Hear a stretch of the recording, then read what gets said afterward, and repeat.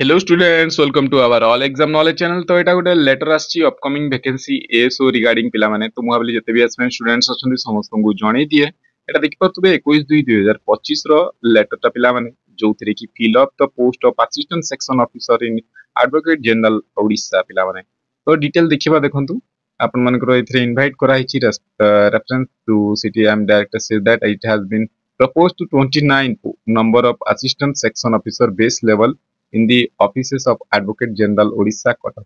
In regards in detail requirement proposal annexation essential A रे लिखा हिची पर फाइनेंस डिपार्टमेंट अपन मनकर रिक्वेस्ट कराइची अप्रूव कराइची different category candidate given essential ए पिला माने।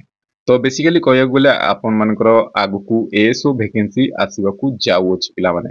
एथिरे देखि पारुथबे ए पीडीएफ टा मु अपन मनकू टेलीग्राम रे दे देबी अपन माने जड़ित ही जातु पिला माने। एथिरे देखंतु कैटेगरी वाइज अपन मनकर केते वैकेंसी अपन मनकर अछि अपन मनकर टोटल 29 पोस्ट जोथि कि वुमेन 10 रखिबो। तो एथिरे अपन मनकर वैकेंसी मेंशन मध्य करा ही जाइछि।